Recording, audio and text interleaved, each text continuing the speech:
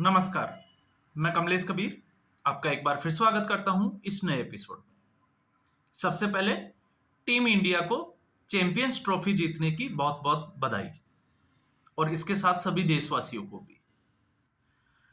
कल champions trophy का final था और चैंपियंस ट्रॉफी के फाइनल में जिस तरीके से भारत ने न्यूजीलैंड को हराया, वो वाकई में काबिले तारीफ तो था ही, लेकिन इसके साथ में अगर हम ये सोचें कि भारत जो है वो अब आपने देखा 2020 के बाद से लगातार जो है वो क्रिकेट में स्पेशली अगर हम देखें और भी बहुत सारे, चाहे वो ओलंपिक्स की बात करें, कॉमनवेल्थ की बात करें, हॉकी की बात हम कर सकते हैं कि भारत जो है वो लगातार अच्छा करता चला जा रहा है।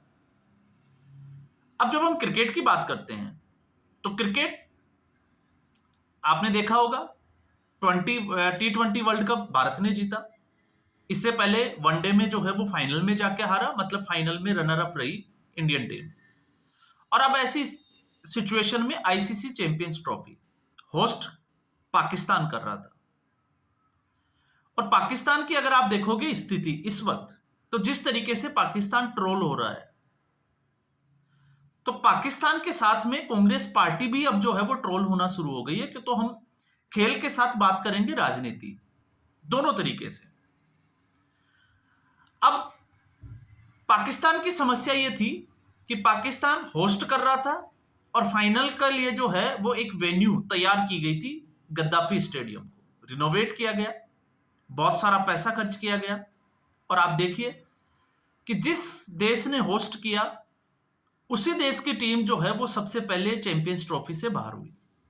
तो पाकिस्तान टीम 4 दिन के अंदर, आपको पता होगा 19 को जो है वो उद्घाटन मैच था और उसके बाद 23 तारीख को पाकिस्तान बाहर हो जाता है। उसके बाद में बारी आती है फाइनल की, तो लगातार ये नजर बनी हुई थी कि फाइनल मैच कहां होगा। तो इंडियन टीम ने सेमीफाइनल में ऑस्ट्रेलिया को हराकर जो फाइनल का जो जिसको कहते हैं कि एक जो टैग था पाकिस्तान के लिए होस्ट के रूप में, उसको भी छीन लिया और उसको भी दुबई ले गए। और आप देखिए कि दुबई में कल जब प्रेजेंटेशन जो सेरेमनी होती है तो उसमें आपको पाकिस्तान का कोई बड़ा चेहरा नजर आया हो तो ये स्थिति है पाकिस्तान की। तो पाकिस्तान आवाम की और पाकिस्तान का दर्द जो है वो हम समझ सकते हैं, लेकिन इसके साथ में दूसरा जो ट्रोलिंग के शिकार हो रही है वो है कांग्रेस पार्टी। तो अब दुखी कौन है, पाकिस्तान या कांग्रेस? और उसमें भी अगर ज्यादा दुखी की अगर हम बात करें तो ज्यादा दुखी कौन है? तो मुझे लगता है जो समस्या पाकिस्तान की है वही समस्या इस वक्त कांग्रेस पार्टी की है। जिस तरीके से कांग्रेस पार्टी की परफॉर्मेंस है, आपने देखा राहुल गांधी के आने के बाद में, तो ठीक वैसी परफॉर्मेंस जो है वो पाकिस्तान की क्रिकेट की टीम की भी। तो स्थिति दोनों की एक जैसी बनी हुई है। और ऐसी स्थिति में कांग्रेस पार्टी ट्रोल क्यों हो रही है? क्योंकि कांग्रेस पार्टी में सना मोहम्मद, उसने कहा था कि रोहित शर्मा मोटे हैं और क्रिकेट के लिए अब वो अनफिट है। तो रोहित शर्मा ने कल जिस तरीके से बल्लेबाजी की, काबिले तारीफ। और वैसे मैं अकेले रोहित शर्मा के बजाय अगर आप बात करोगे तो जितने भी जो क्रिकेट के जानकार है, भारत इस वक्त सफल इसलिए है क्रिकेट में क्योंकि भारत की जो टीम है वो संतुलित है। हर मैच में कोई ना कोई एक खिलाड़ी जो है वो स्टार बनकर निकल कर आता है, चाहे वो विराट कोहली को आप देख लीजिए, चाहे शुभमन गिल को देख लीजिए, रोहित शर्मा को देख लीजिए, श्रेयस अय्यर निकल के आ रहा है, इसके अलावा आपने देखा केएल राहुल। तो जिस हिसाब से टीम जो है, क्योंकि सबका सब दिन जो है वो सबके नहीं होते। अगर हम उम्मीद करें कि विराट कोहली हमेशा ही आके सेंचुरी लगाए, हमेशा टीम को जिता दें, ऐसा मुमकिन नहीं है। लेकिन हर मैच में कोई ना कोई खिलाड़ी अगर अच्छा प्रदर्शन करता है तो फिर उस टीम की जीत की जो संभावनाएं हैं वो बढ़ती चली जाती है। और यही इस वक्त जो है वो भारत की टीम के साथ चल रहा है। तो रोहित शर्मा के ऊपर जो है वो अंगुली खड़ी की गई थी और जिसने अंगुली खड़ी की थी वो थी सना मोहम्मद, जिसकी हम बात कर चुके हैं। और उसके बाद में सना मोहम्मद जो है वो ट्रोलिंग का शिकार हुई। लेकिन आप सोच के देखिए, मैं हमेशा कहता हूं कि आज भी हमारे देश की समस्या वहीं आ जाती है और उस समस्या की जड़ में सिर्फ कांग्रेस पार्टी नजर आती है। जब भारत आजाद हुआ था तो बंटवारा जो है वो धर्म के आधार पर, और पार्टी कौन सी थी? कांग्रेस पार्टी। उसके बाद में जो है वो एक निर्णय लिया गया कि जो लोग यहां पर भारत में रहना चाहते हैं वो भारत में रह सकते हैं। तो उधर आप देखोगे जो हिंदू या सिख जो कम्युनिटी के लोग थे, धर्म के लोग थे, उनका ग्राफ नीचे जाता चला गया और यहां पर जो है वो ग्राफ बढ़ता चला गया। और आज भी स्थिति यह है कि कुछ ऐसे लोग हैं जो खाते हिंदुस्तान का है लेकिन पचाते पाकिस्तान का है। और जब वो पाकिस्तान का पचाते हैं तो आप समझ सकते हैं कि आज भी उनके दिल में जो है वो पाकिस्तान है। और एक बार नहीं, कई मोर्चों पे हमने देखा है। जम्मू कश्मीर जो कि भारत का हिस्सा था, लेकिन वहां की आवाम जो है वो मानने को तैयार ही नहीं थी कि हम भारत का हिस्सा है। तो आपने देखा भारतीय सेना के ऊपर जो है वो जिस तरीके से पत्थरबाजी की घटनाएं होती थी। इसके अलावा अगर आप देखोगे तो ये तो हम राजनीति की एक बात को जोड़कर देख रहे हैं। इसके अलावा भी आपको बहुत सारी ऐसी घटनाएं मिल जाएगी। जिस तरीके से भारत और पाकिस्तान का मैच होता है और अगर पाकिस्तान की हार हो जाती है तो यहां के लोग दुखी होते हैं, और भारत की हार होती है तो फिर वो खुशियां मनाते हैं। अभी मैंने जिक्र किया था महाराष्ट्र में जिस तरीके से एक एक्शन लिया गया था, घर तोड़ दिए गए उनकी, जो जिस तरीके से उन्होंने पाकिस्तान जिंदाबाद के नारे लगाए। तो आप सोच सकते हो कि अभी भी जो है वो उसी मानसिकता के लोग अभी इस समय जो है वो भारत में है। और वैसे सना मोहम्मद जो है उसका तो धर्म भी आपको नाम से ही पता चल जाएगा कि उनके दिमाग में जो है और दिल में क्या चल रहा होता है। तो कांग्रेस पार्टी का इतिहास आज का तो है नहीं, कांग्रेस पार्टी का इतिहास पुराना है। मणिशंकर अय्यर लगातार उनका जो है वो हमने देखा कि पाकिस्तान प्रेम जो है वो रह रहकर बाहर निकलता है। अब इसमें ये लोग क्या करते हैं, ये खेल जगत को भी नहीं छोड़ते।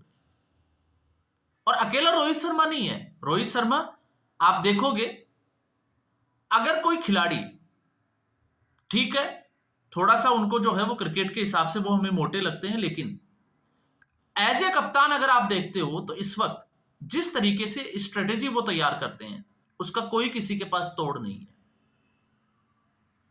कोई सोच भी नहीं सकता 4 स्पिनर के साथ खेलना है, कब जो है वो बॉलिंग में बदलाव लाना है, किस बॉलर को जो है बॉल देनी है, वो तमाम तरह की चीजें जो है वो सारी क्वालिटी इस वक्त तो रोहित शर्मा में है। आप ये कह सकते हो रिटायरमेंट की उम्र जो है वो उनकी नजदीक है। अब रिटायरमेंट के बारे में उसने रोहित शर्मा ने खुद सोचना है, क्योंकि वो लगभग 37-38 के आसपास हो गए। तो अगला वर्ल्ड कप खेलेंगे कि नहीं खेलेंगे इस पे जरूर संशय है। लेकिन मैं फिर उसी बात पे आता हूं कि अगर भारत की कल हार हो जाती तो मुझे लगता है कि सना मोहम्मद जो और उसके फॉलोवर्स जो है जो एक ही कम्युनिटी से आते हैं, शायद उनके जो है वो बार बार हमें ट्विटर्स और मीम्स देखने को मिलते हैं, लेकिन रोहित शर्मा ने वो मौका नहीं दिया, हाथ से छीन लिया। और जब आप कहते हो कि नहीं ये ऐसी घटना है, नहीं, इसके साथ में मैं एक घटना का और जिक्र करता हूं। क्रिकेट में जिसको भगवान का दर्जा दिया गया, सचिन तेंदुलकर। अब सचिन तेंदुलकर, जो मेरी उम्र के लोग हैं उनको तो अच्छे से पता है, क्योंकि उन्होंने तो सचिन को क्रिकेट खेलते हुए देखा है। आज की जनरेशन भले ही जो है वो सचिन के पुराने वीडियो देखती हो, सुनती हो, लेकिन हमने तो देखा है क्रिकेट का भगवान। और जब भारतीय जनता पार्टी ने उनको राज्यसभा में मनोनीत किया, एक मनोनीत सदस्य होने के नाते वो एक बार राज्यसभा पहुंचे, और जब उनके बोलने की बारी आई तो आप उठा के देखिए वो विजुअल्स कि कांग्रेस पार्टी ने उनको बोलने तक नहीं दिया गया, जिस तरीके से हल्ला किया। तो अगर आप इसको सोचोगे कि कांग्रेस पार्टी की अगर किसी चीज को लेकर अगर रेस्पेक्ट बात भारत देश की आती है, तो फिर सचिन तेंदुलकर के खिलाफ जब सचिन तेंदुलकर बोल रहे थे तो उस वक्त मुझे लगता है कि कांग्रेस पार्टी को चुप रहना चाहिए था, लेकिन कांग्रेस पार्टी उस वक्त भी चुप नहीं रही। अब रोहित शर्मा, कल को विराट कोहली और किसी के बारे में अगर कोई कांग्रेस पार्टी का नेता इस तरीके का बयान देता है तो फिर मुझे लगता है कि इसमें कोई जो है वो आपको संशय और शंका नहीं होनी चाहिए। क्यों नहीं होनी चाहिए? क्योंकि कांग्रेस अभी भी जिस मानसिकता में कांग्रेस पार्टी के नेता और कार्यकर्ता जी रहे हैं वो सिर्फ और सिर्फ गांधी परिवार है। इस गांधी परिवार से बाहर निकलकर ये कुछ सोच ही नहीं पा रहे हैं। इनको लगता है कि जो भी है वो गांधी परिवार का है और जो भी कर सकता है गांधी परिवार कर सकता है, इसके अलावा इस देश में कोई कुछ भी नहीं कर सकता। और अगर किसी व्यक्ति का नाम गांधी परिवार से ऊपर जाने की अगर शुरुआत हो जाती है तो ये उसके खिलाफ आवाज उठाना शुरू कर देते हैं। तो ये स्थिति कांग्रेस पार्टी की पहले से ही बनी हुई है। और भी बहुत सारे एग्जाम्पल मिल जाएंगे आपको जिसपे हम जो है वो डिस्कस कर सकते हैं, लेकिन हम उन पर डिस्कस करना नहीं चाहते। और आपने देखा जिस तरीके से अब जो है वो आपको देखने को मिलेगा कि सना मोहम्मद को लगातार जो है वो ट्रोलिंग का शिकार होना ही पड़ेगा, कांग्रेस पार्टी को भी होना पड़ेगा। और मीम्स की तो जैसे आपको पता ही है कि बाढ़ सी आ गई है।